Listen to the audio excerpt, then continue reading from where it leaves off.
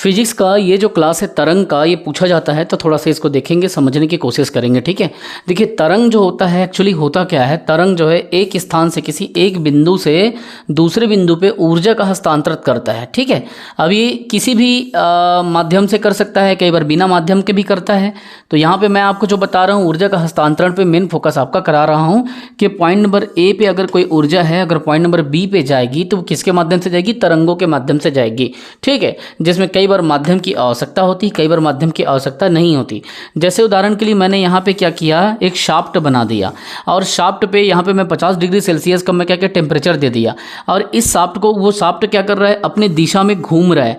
तो ये जब शाफ्ट अपनी दिशा में घूम रहा है तो कहीं ना कहीं इससे क्या होगा, जो गर्म जो स्थान है यहाँ से गर्म होना चालू होगा, क्योंकि टेम्परेचर 50 डिग्री का यहाँ पड़ रहा है। अब ये शाफ्ट यहाँ से गर्म होते होते जब ये घूमते रहेगा तो ये शाफ्ट क्या है, एक माध्यम का काम करेगा और ऊर्जा जो है एक इस स्थान से यहाँ से पॉइंट ए से पॉइंट बी में पहुँच जाएगी। तो बस ये एग्जाम्पल है। अभी मैं तरंग का भी छोटा सा डिफिनेशन भी दूंगा, हल्का सा। सेम वही चीज़ है कि एक स्थान से दूसरे स्थान पे पहुंचने के लिए एक माध्यम की इसको आवश्यकता पड़ रही है और वो तरंगों के माध्यम से कहना चाहिए कि घूर्णन गति करके वो यहाँ पे पहुंच जा रही है, खाली समझाने के लिए। ठीक है, वैसे भी यहाँ पे मैं समझाने के लिए, है ना, ऊर्जा को अगर एक स्थान से दूसरे स्थान पे भेजना है तो तरंगों के माध्यम से जा रहा है, कई बार माध्यम की आवश्यकता नहीं होती। यहाँ पे मैंने माध्यम जो है उदाहरण के लिए माध्यम शाफ्ट को लिया। ठीक है, भौतिक माध्यम की जरूरत पड़ती है करके, कई जगह माध्यम की जरूरत नहीं होती, जैसे ध्वनि तरंग, है ना, अभी बताऊंगा मैं। तो कई ऐसे स्थान हैं जहाँ पे माध्यम की जरूरत होती है, कई जगह नहीं होती है। सब चीज़ को अपन चर्चा करेंगे। तो यांत्रिक जो ये तरंगे भी दो प्रकार के होते हैं कि यांत्रिक तरंगे होता है, एक विद्युत चुंबकीय तरंगे होता है। तो अपन क्या करते हैं यहाँ पे थोड़ा सा डिटेल में देखते हैं, थोड़ा सा समझने की कोशिश करते हैं। जैसे तरंग वह विक्षोभ है। विक्षोभ मतलब क्या होता है, सबसे पहले आप ये देखिए, विक्षोभ मतलब डिस्टर्बेंस होता है। विक्षोभ मतलब क्या होता है, डिस्टर्बेंस होता है, जो कहना चाहिए डिस्टर्ब करता है हमारे गति को, हमारे फ्लो को। तो तरंग क्या है, वो विक्षोभ है, एक डिस्टर्बेंस है जो ऊर्जा का एक स्थान से दूसरे स्थान तक संचरण कराता है। ठीक है, तो यही तरंग कहलाता है। अब आप कैसे जानोगे, मान लीजिए ये एक स्प्रिंग है। अब इस स्प्रिंग को हमने, जो एक स्थान से लगी हुई है, इस स्प्रिंग को हमने दूसरे तरीके से जब इसको खींचा तो कहना चाहिए इसमें डिस्टर्बेंस क्रिएट हुआ। मतलब कहीं ना कहीं हमने उसमें क्या किया, बल लगाया, बल आरोपित किया। तो जो समान अवस्था में था उसको हमने क्या किया, डिस्टर्बेंस क्रिएट कर दिया खींच करके। तो जब हमने इसको खींचा तो उसमें क्या हो रहा है, जब हम बल लगा रहे हैं तो वो इस पॉइंट से चालू होकर के पूरा इस पॉइंट तक उसका बल डिस्ट्रीब्यूट हो रहा है। ठीक है, बल लगाए तो ये इतना छोटा था, पॉइंट नंबर ए में था, अब वो पॉइंट नंबर बी में चला गया, ये ऐसा खिंचाएगा, आगे बढ़ेगा स्प्रिंग। तो वही है, इसमें डिस्टर्बेंस क्रिएट हमने कर दिया, उसी को विक्षोभ कह रहे हैं। तरंग क्या है कि विक्षोभ है जो ऊर्जा का एक स्थान से क्या कर रहा है, दूसरे स्थान तक संचरण कर देता है। ठीक है, तो तरंग का कार्य होता है ऊर्जा को पहुंचाना या संचरित करना। अब आगे देखते हैं, तरंगे मुख्यतः कितने प्रकार का होता है, तो दो प्रकार का होता है। पहला तरंग होता है यांत्रिक तरंगे कहलाता है, जिसके दो प्रकार हैं, अनुदैर्ध्य और अनुप्रस्थ। ठीक है, तो पहला तरंगे यांत्रिक तरंगे, दूसरा है विद्युत चुंबकीय तरंगे। यांत्रिक तरंगे में ही माध्यम की जरूरत पड़ती है। अब हम देखेंगे यांत्रिक, क्योंकि मैकेनिकल डिवाइसेस है तो भौतिक माध्यम की जरूरत इसमें पड़ेगी। यांत्रिक मतलब नाम से ही समझ आ रहा है ना, यांत्रिक मतलब मैकेनिकल। ठीक है, तो वे तरंगे जिन्हें संचरित होने के लिए, मतलब आगे बढ़ने के लिए क्या होती है, एक भौतिक माध्यम की जरूरत पड़ती है। इसे क्या कहते हैं, यांत्रिक तरंगे कहते हैं। और ये कितने प्रकार की होती है, तो ये दो प्रकार की होती है जो कि मैं बता चुका हूँ। एक होता है अनुदैर्ध्य और दूसरा होता है अनुप्रस्थ। तो अनुदैर्ध्य क्या होती है, समझना है आपको। अनुदैर्ध्य क्या होती है, पहले इस टर्म को समझें, अनुदैर्ध्य को, फिर उसके बाद अनुप्रस्थ समझाऊंगा। अनुदैर्ध्य तरंगे क्या करती है, समानांतर गति करती है। क्या बोल रहे, देखें, जब तरंग गति की दिशा माध्यम के कणों के कंपन, क्योंकि ये जो तरंग है कंपन से उत्पन्न होता है, जैसे मैं स्प्रिंग का उदाहरण दिया था। ठीक है, उसी तरीके से ये जब तरंग गति की दिशा माध्यम के कणों के कंपन करने की दिशा के अनुदिश या समानांतर, जो अनुदिश लिखे रहेगा ना उसी को समान अंतर, ठीक है, कंपन करने की दिशा के अनुदिश या समानांतर कहना चाहिए कि होती है, तो ऐसी तरंग को अनुदैर्ध्य तरंग कहते हैं। जैसे ध्वनि तरंगे क्या है, तो अनुदैर्ध्य तरंगे हैं। और अब इसको समझेंगे कैसे समझेंगे अनुदैर्ध्य तरंग को, देखिए समझिए। मान लीजिए हमने क्या किया, एक रस्सी को खींचा।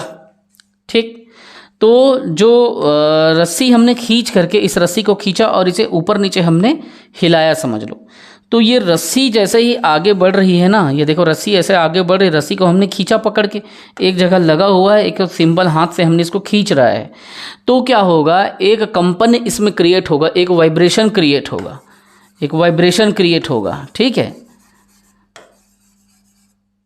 तो जब वो वाइब्रेशन क्रिएट होगा तो वो किस में होगा, तो जिस दिशा में आप इसमें क्या कर रहे हो, काम कर रहे हो, जब तरंग गति की दिशा माध्यम के कड़ों जो आप जिसको जिस दिशा में खींच रहे हो वो उसी दिशा में क्या करेगा, वो तरंग क्रिएट कर देगा, उसी दिशा में कहना चाहिए कि तरंग क्रिएट करेगा।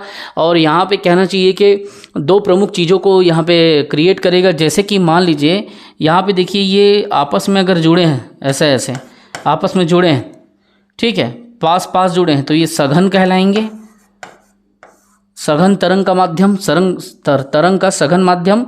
और जो दूर दूर में हैं तो ये विरल कहलाएंगे, तरंग का विरल माध्यम।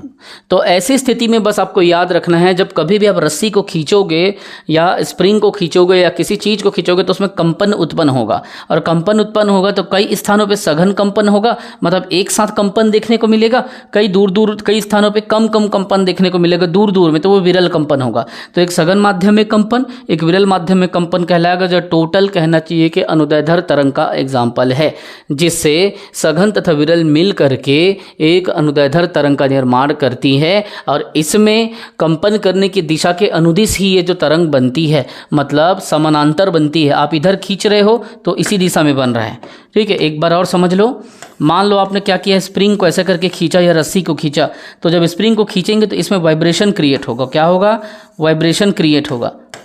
तो कई स्थानों पर देखिए एक साथ वाइब्रेशन ज़्यादा दिखेगा तो ये सघन कहलाएगा, कई स्थानों पर दूर दूर वाइब्रेशन, एक वाइब्रेशन यहाँ पे, एक वाइब्रेशन यहाँ पे, ऐसा, तो ये विरल कहलाएगा। तो ये सघन माध्यम तथा विरल माध्यम कहलाया किसका, अनुदैर्ध्य तरंग का। तो यही बोल रहा है, जब तरंग गति की दिशा माध्यम के कणों के कंपन करने की दिशा के अनुदिश होती है तो ऐसे तरंग को अनुदैर्ध्य तरंग कहते हैं। जैसे ध्वनि तरंगे, ध्वनि तरंगे क्या होते हैं, जब ध्वनि निकलता है कोई जगह कई लोगों को मोटा ज़्यादा क्लियर सुनाई देता है, कई लोग कुछ कुछ ही बातों को सुनते हैं, तो ये आपका सघन हो गया, मतलब पूरी तरीके से लोग सुन पा रहे हैं, कई लोग 2-3 शब्द ही सुन पाते हैं, तो इसका विरल माध्यम हो गया, ठीक है। तो इसमें क्या है, कंपन उत्पन्न हो रहा है, याद रखना, कंपन उत्पन्न हो रहा है, जो कई स्थानों पे सघन के रूप में देखने को मिलेगा, कई जगह विरल के रूप में देखने को मिलेगा। और ये जहाँ पे गति कर रहा है, जिस दिशा में ऐसे बढ़ रहा है, तो दिशा के अनुदिश या समानांतर होगा, मतलब उसी दिशा में बहेगा, समान अंतर, कई जगह समान अंतर में देखने को मिल रहा है आपको यहाँ पे, कई जगह कुछ कुछ गैप में मिल रहा है, अनुदिश या कहना चाहिए कि सघन तथा विरल, ठीक है। तो बस आप इतना अनुदैर्ध्य तरंग में याद रखना कि ये जो तरंग बनती है गति के दिशा के समानांतर बनती है। कैसे बनती है, तो आप इसको कैसे याद रखेंगे कि जिस गति में कहना चाहिए कंपन हो रहा है या आगे बढ़ रहा है, तो ये गति की दिशा में जिस दिशा में गति हो रहा है समानांतर बनती है। कैसे बनती है, समानांतर बनती है। क्या है, किताबी भाषा हर किसी को समझ नहीं आता, इसीलिए सरल भाषा में बता दिए कि यहाँ पे रस्सी बंधा हुआ है, इसको आपने खींचा तो क्या होगा, जिधर खींच रहे हैं उधर ही इसका कहना चाहिए कि आपको गति की दिशा में आपको यहाँ पे तरंग जो है देखने को मिल जाएगा। उसी गति की दिशा में तरंग बन रही, कहीं पे सघन माध्यम के साथ बन रही है, कहीं पे विरल माध्यम के साथ में बन रही है, साथ साथ है सघन माध्यम, थोड़ा दूर दूर है तो विरल माध्यम है, बस। तो यही अनुदैर्ध्य तरंग कहलाता है। इसका उदाहरण है ध्वनि तरंगे, कहीं पे स्पष्ट भाषा में सुनाई देती है, कई लोगों को आधा आधा 1 या 2 शब्द देखने को मिलता है, तो ये अनुदैर्ध्य तरंगे होगा, ठीक है। अब अपन देखेंगे अनुप्रस्थ तरंगे। मतलब इतना तो हमको क्लियर आ गया कि इसमें क्या होता है, तरंग गति की जो दिशा होती है, अब देखो तरंग क्या कर रही है, तरंग गति की दिशा यही है, तरंग गति आगे कर रहा है, इधर तरंग जो है गति आगे कर रहे हैं ना, तो तरंग गति देखो इसमें क्या मिल रहा है, बोल रहा है जब तरंग गति की दिशा, ये तरंग गति की दिशा है, ठीक है, माध्यम के कणों के कंपन करने की दिशा की समानांतर होती है, ये तरंग गति की दिशा है। और कहना चाहिए कि वो उसी माध्यम पे आगे बढ़ रहा है, मतलब जिधर तरंग गति की दिशा है ना, उसी माध्यम से आपको वाइब्रेशन का कहना चाहिए कि आपको ये तरंग आपको देखने को मिल जाएगा, अनुदैर्ध्य तरंग। मतलब तरंग गति की दिशा में ही कंपन कर रहा है, इधर आप खींच रहे हैं उसको, तो उसी में तरंग गति की दिशा में कंपन करने की दिशा में क्या समान डिफरेंसेस में आपको सघन और विरल में ये चीज़ देखने को मिल जाएगा। तो सघन और विरल जो माध्यम कंप्लीट जो है उस दिशा में बहेंगे गति की दिशा के माध्यम में, तो उसमें दो माध्यम बनते हैं, एक सघन माध्यम बनता है, एक विरल माध्यम बनता है। तो ये हो गया अनुदैर्ध्य तरंग। हालांकि इससे क्वेश्चन नहीं पूछता है, सिर्फ इतना ही पूछा जाता है कि ध्वनि तरंगे किसका उदाहरण है। तो ये है अनुदैर्ध्य तरंग का। तो ये हो गया सघन माध्यम और विरल माध्यम। अब अपन क्या करेंगे, अनुदैर्ध्य तरंग तो हमने समझ लिया कि भैया इसमें जो कंपन होता है, जो तरंग बनता है वो क्या है, गति की दिशा के समानांतर बनता है। सरल भाषा में जिधर गति हो रही है उसी दिशा में, इस डिफिनेशन में जाओगे तो कंफ्यूज हो जाओगे। तो बस आपको ये याद रखना है कि अनुदैर्ध्य तरंग आपसे अगर पूछ दिया जाएगा तो जिस दिशा में हम क्या करते हैं, माध्यम के कण को हम लोग, मतलब जिस दिशा में हम तरंग गति कराते हैं उसी दिशा में माध्यम के जो कण है, जो कंपन होगा वो उसी दिशा के समानांतर बनेगा।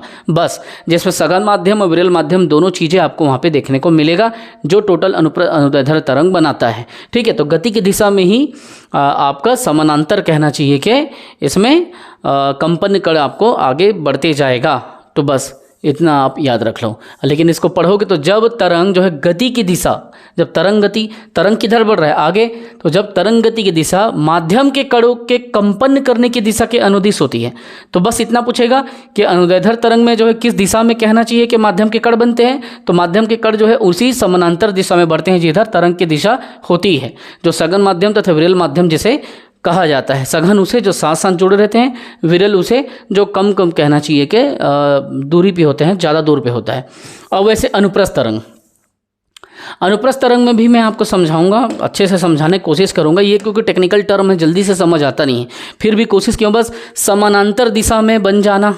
ठीक है, जहाँ गति हो रहा है वो क्या हो गया, अनुदैर्ध्य हो गया। अब अनुप्रस्थ तरंग को देखते हैं। इसमें क्या होता है, इसके अंतर्गत तरंग गति की दिशा जो है माध्यम के कणों के कंपन करने की दिशा के लंबवत बनेगी। उसमें समानांतर ऐसे बन रहा था, अब इसमें लंबवत बनेगा। तो देखो इसमें अपन कैसे करेंगे। मान लीजिए ये तरंग गति की दिशा है, उसमें तो समानांतर बन रहा था, उसमें भी तरंग गति की दिशा इधर था, इधर तरंग की गति जो है जा रही थी, ऊर्जा का ट्रांसफॉर्मेशन हो रहा था। लेकिन इसमें क्या है, लंबवत बनेगा। ये क्या बोल रहा है, जब तरंग गति की दिशा माध्यम के कण, जो हमारा माध्यम है, माध्यम के कण के कंपन करने की दिशा के लंबवत बनेगा। जिधर जो है तरंग गति की दिशा है, जिधर कंपन हो रहा है, माध्यम के कण जिस दिशा में कंपन कर रहे हैं उसके क्या बनेगा, लंबवत होता है। तो इसे अनुप्रस्थ तरंग कहते हैं। जैसे कैसे, देखिए इसको समझना है। मान लीजिए ये लंबवत बोल रहा है, तो एक ऊपर और एक नीचे, ये सब 10वीं 12वीं में ऐसा पूछा जाता है। तो ये चीज़ को हमको समझना है कि इसमें समानांतर नहीं बन रहा है। समानांतर बनता तो ऐसा बनता, लेकिन समानांतर नहीं बन रहा है। ये कैसा बन रहा है, तो ये बन रहा है आपके लंबवत बन रहा है। तो जब तरंग गति की दिशा जो आपके माध्यम का कण है ना, अब इन दोनों को आप अगर आप मिला दोगे, इस जगह को ऐसे टोटल कहना चाहिए कि, तो एक कंपन कंप्लीट होगा, एक वाइब्रेशन संपूर्ण होगा। ठीक है, ये आधा ऊपर आधा नीचे, स्प्रिंग को ऐसा करके खींचो, दिखते हो ना, एक राउंड ऐसा रहता है, फिर एक राउंड ऐसा रहता है। तो एक कंप्लीट राउंड के लिए, ये लंबवत के लिए ये दोनों आपको मिलाना पड़ेगा, तब एक कंपन कहलाएगा। तो सिंपल ये समझ लो, जब तरंग गति की दिशा, मतलब ये जब तरंग गति की दिशा माध्यम के कणों के कंपन करने की दिशा, ठीक है, तो जिस माध्यम में वो क्या आगे बढ़ रही है उसी में क्या करेगा, कंपन करेगा। उसी माध्यम में वो कंपन कर रहे हैं। माध्यम के कणों के कंपन करने की दिशा के लंबवत होती है। किधर होती है, लंबवत होती है। तो ये बस ऐसे सिर्फ इतना ही जानना, इसमें लंबवत शब्द आएगा, उसमें समानांतर आता है। इसी प्रकार के जो तरंग बनते हैं उन्हें क्या करना है, उसी प्रकार के तरंगों को अनुप्रस्थ तरंग कहते हैं। अब इसका एग्जाम्पल, जिसमें उसमें ध्वनि के अपन देखे थे, इसमें पानी की सतह पर उत्पन्न तरंगे, पानी की सतह पर जो तरंगे उत्पन्न होती है वो लंबवत होती है। ठीक है, मतलब आप देखे होंगे कि अगर आप किसी पत्थर को उछालोगे, मान लीजिए ये पानी है, पानी में यहाँ पे आपने पत्थर उछाला, पत्थर मारा, तो जैसे यहाँ पे पत्थर पड़ता है, आपने देखा होगा कि पत्थर पड़ने के बाद में आसपास का पूरा क्षेत्र ऐसे हिलने लगता है, पूरा हिलने लगता है। ये इसी को बोल रहा है पानी की सतह पर उत्पन्न तरंगे या प्रकाश तरंगे। प्रकाश भी, जैसे आप कहीं पे प्रकाश फेंकते हो, लाइटिंग फोकस करते हो, तो वो एक जगह पड़ता है और धीरे धीरे वो प्रकाश फैल जाता है ना। तो वैसे जो कंपन उत्पन्न हुआ है, कुछ इधर गया कुछ इधर गया, अगर वैसा रहता तो तालाब में सीधा पत्थर मारते, ये तालाब है, पत्थर मारते यहीं पे रुक जाता, लेकिन ऐसा नहीं हो रहा है। या सीधा पत्थर आपने मारा तो एक दिशा में आगे बढ़ जाता, लेकिन जहाँ जहाँ पड़ते जाता है उसके आसपास में पूरा गोल ऐसे करके वो फैल जाता है। तो ये क्या हो रहा है, तो जिस गति की दिशा में जो आपका माध्यम का कण है, गति की दिशा में जो आपके माध्यम है, तो माध्यम के कण में ही कंपन होता है, कंपन हमेशा माध्यम के कण में होता है। तो उसी दिशा के लंबवत कहना चाहिए कि हो रहा है। तो लंबवत के लिए भौतिक के शब्दों में ऐसे ही आपको साइन बनाना पड़ता है, जबकि समानांतर के लिए ऐसे सिंपल।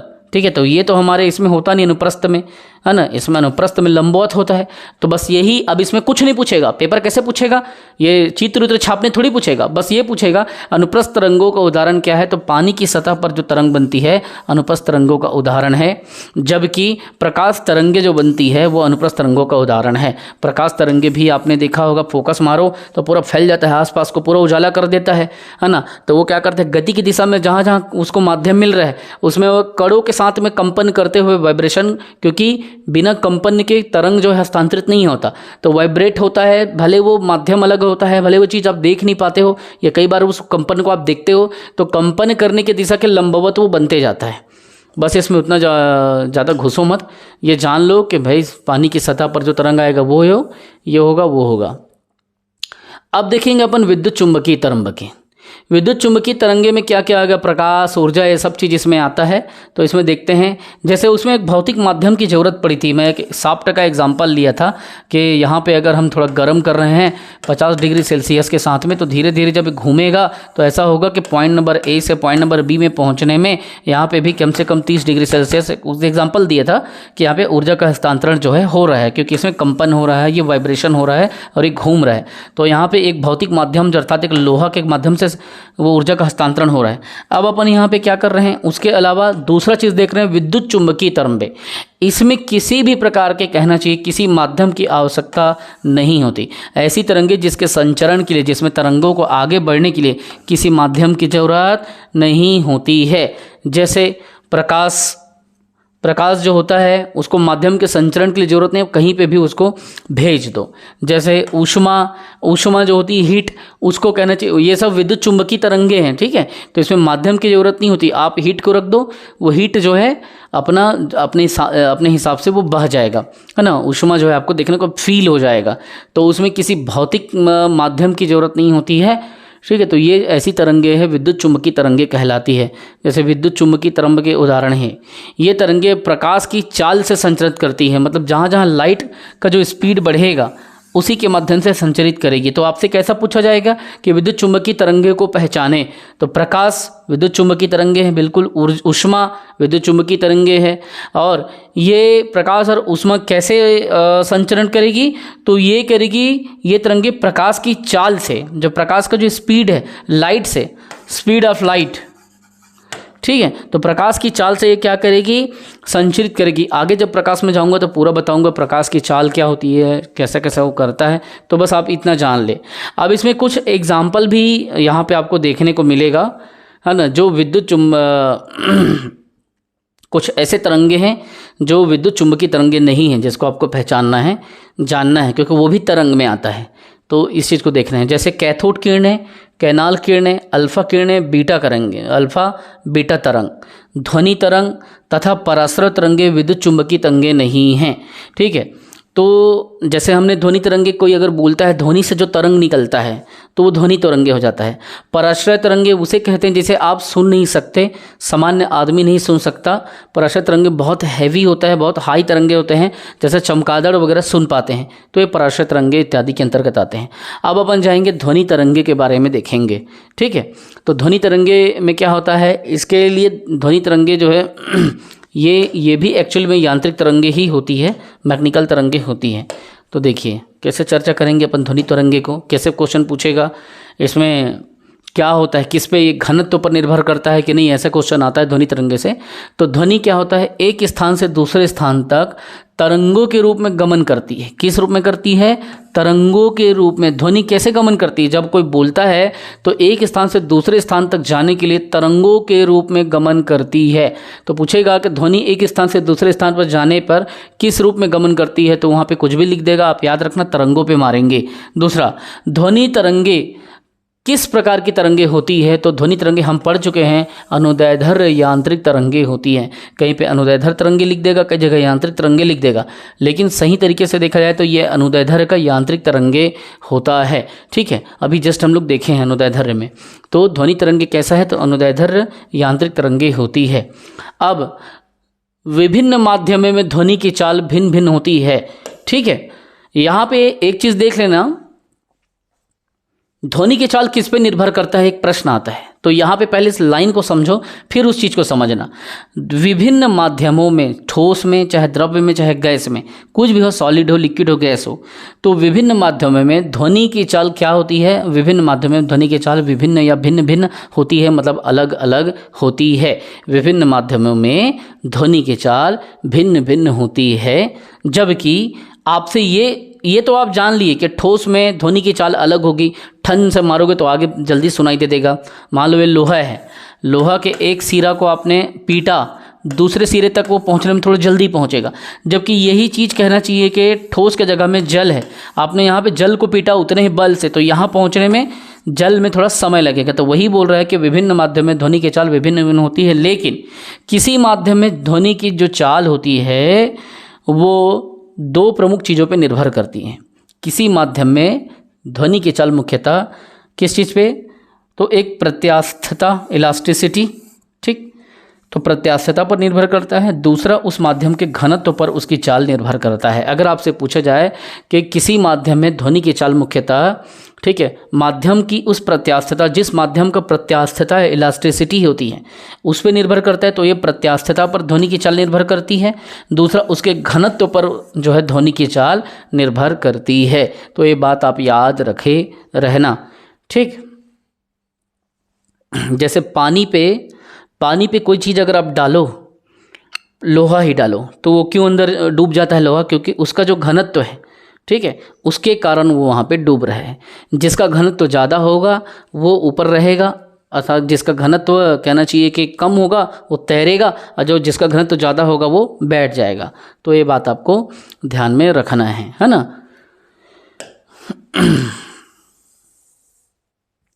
अब एक ये क्वेश्चन को तो पूछा जाता है कि सर्वाधिक ध्वनि का जो चाल किस में देखने को मिलेगा। अभी डब्बा के द्वारा मैं बताया हूँ, ठीक है, अभी जस्ट एग्जाम्पल के थ्रू मैं बताया हूँ ना आपको।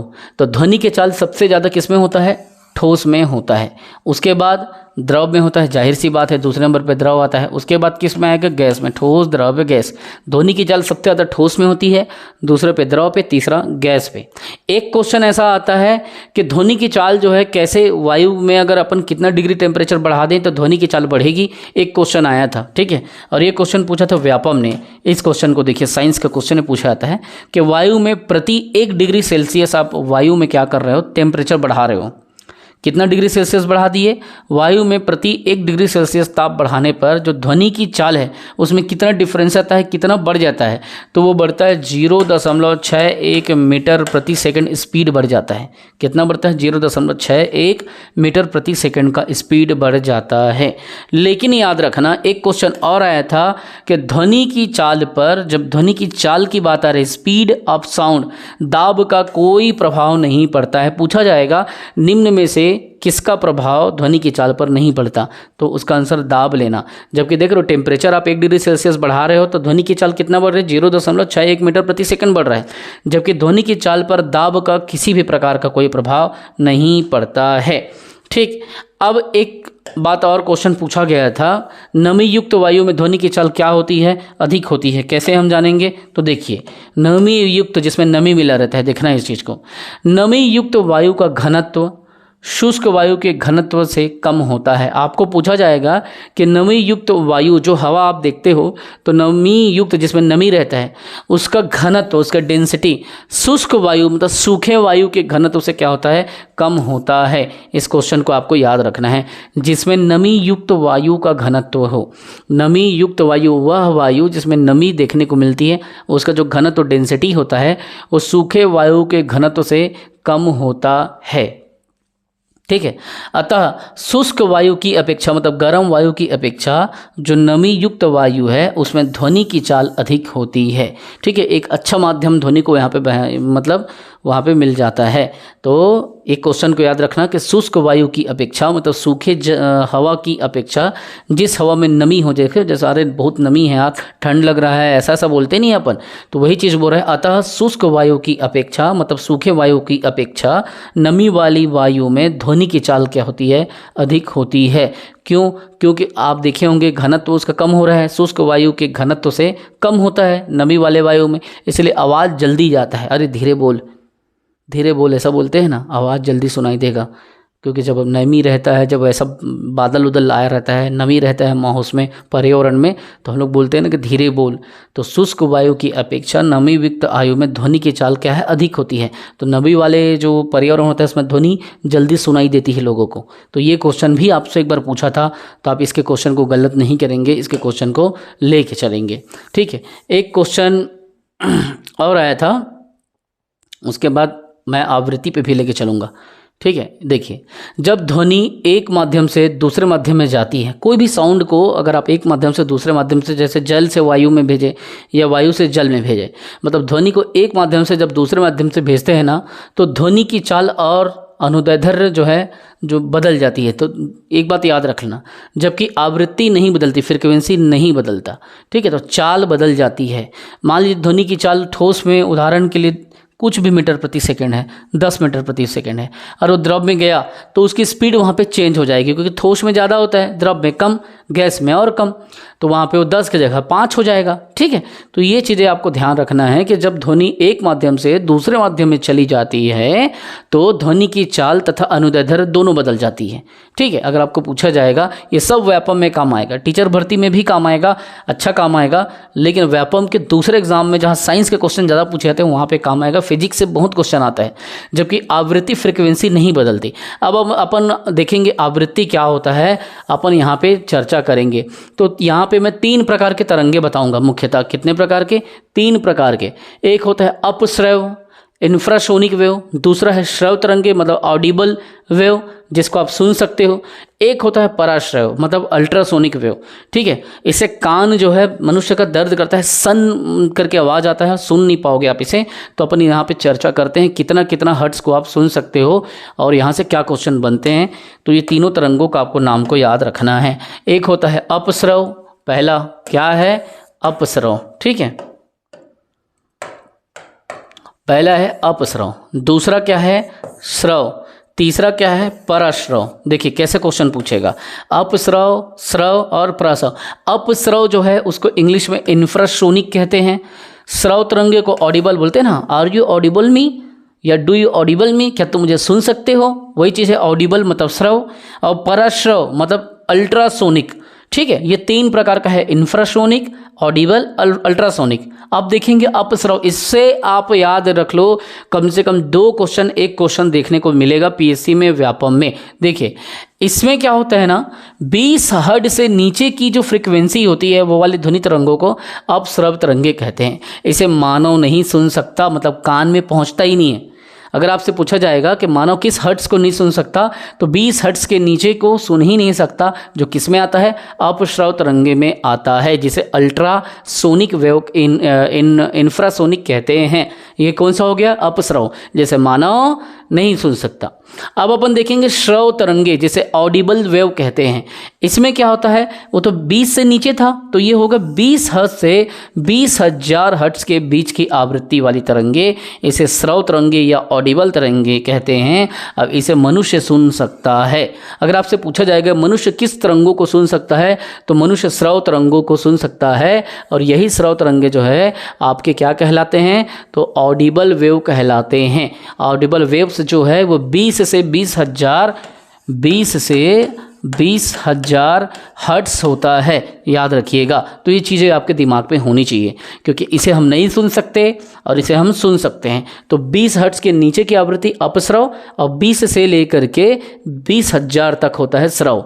अब आएगा किसका देखना भैया, इनका दौर आएगा जो आते हैं किसमें, परास्रव में, है ना। कुत्ता, बिल्ली, ये सब चमगादड़, है ना, ये सब चीज़ों को अपन देखेंगे। अब आएगा पराश्रव तरंगे, इसे कहते हैं अल्ट्रासोनिक वेव। क्या कहते हैं, अल्ट्रासोनिक वेव। 20,000 हर्ट्ज से ऊपर की जो तरंग होती है, 20,000 के ठीक ऊपर, उसे क्या कहेंगे, पराश्रव तरंगे कहा जाते हैं। याद रखना 20,000 हर्ट्ज से ऊपर, पहले में अपन 19 देखे थे, उसके बाद स्रव में गए तो 20 से 20,000 देखे। अब 20,001 से अपन चालू कर रहे हैं, मतलब 20,000 से ऊपर मतलब 20,001, ठीक सरल भाषा में। तो 20,000 से ऊपर वाली तरंगों को क्या कहते हैं, पराश्रव तरंगे या अल्ट्रासोनिक तरंगे कहा जाता है। याद रखना मनुष्य जो है इसे नहीं सुन सकता, जिस प्रकार से उसे पहले वाले को 19 से 20 से नीचे वालों को नहीं सुन सकते थे, वैसे इसको 20,000 के ऊपर वाले को हम नहीं सुन सकते।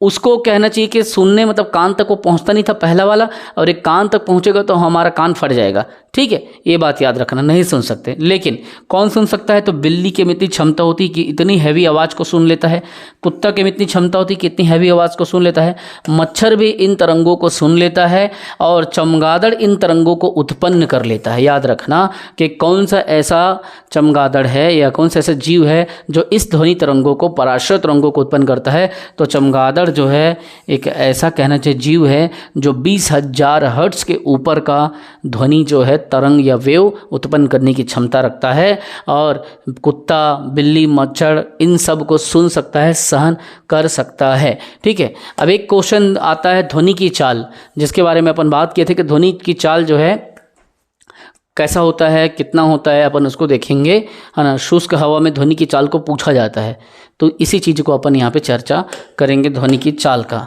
ठीक है। कैसे, देखिए, स्पीड ऑफ साउंड बोलते हैं, ध्वनि द्वारा 1 सेकंड में तय की गई दूरी को ध्वनि की चाल कहते हैं, ठीक है। मतलब 1 सेकंड में मतलब प्रति 1 सेकंड में जितना स्पीड वो क्या कर रहा है, कवर कर रहा है, वही ध्वनि की चाल है। इसीलिए हम क्या करते हैं, उसको, वो दूरी को कवर कर रहा है, इसीलिए अपन क्या करते हैं, दूरी के लिए मीटर, और कितने सेकंड में, तो 1 सेकंड में, तो प्रति मीटर प्रति सेकंड से इसे व्यक्त करते हैं, ठीक है। देखिए, ध्वनि द्वारा 1 सेकंड में तय की गई दूरी को ध्वनि की चाल कहते हैं।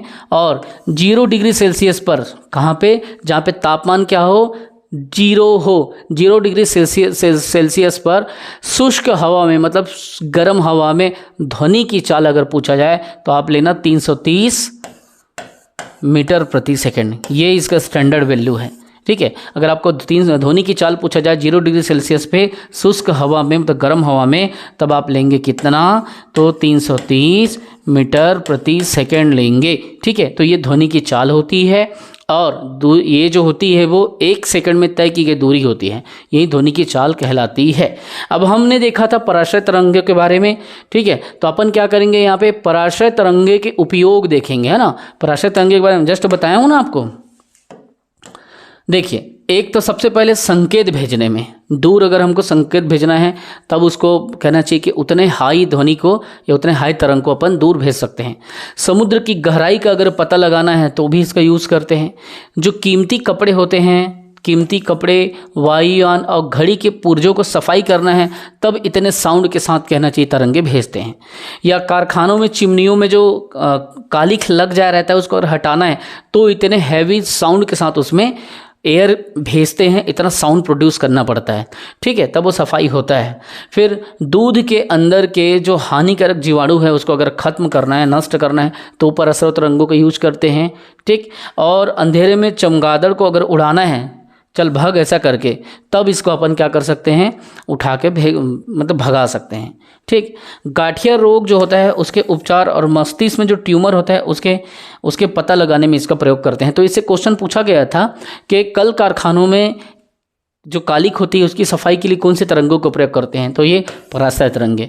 एक क्वेश्चन पूछा था मस्तिष्क के इलाज के लिए, ट्यूमर शब्द नहीं लिखा था, मस्तिष्क के इलाज के लिए किस तरंगों को प्रयोग करते हैं, तो वो था पराश्रय तरंगे। तो ये सब तरंगे आपने दिमाग में रखना है, ठीक। अब इसके बाद में हम ये यहाँ पे देखते हैं सोनार के बारे में, ठीक है। सोनार क्या चीज़ है, तो इसमें डूबी हुई वस्तु को पता लगाते हैं, कैसे देखना, इसके बारे में एक क्वेश्चन रेलवे ने पूछा है, इसीलिए मैं इसको यहाँ पे जानबूझ के फिजिक्स में रखा हूँ। ये भी तरंग के अंतर्गत ही आता है इसीलिए, ठीक है। पराश्रय तरंगे का प्रयोग इसमें होता है।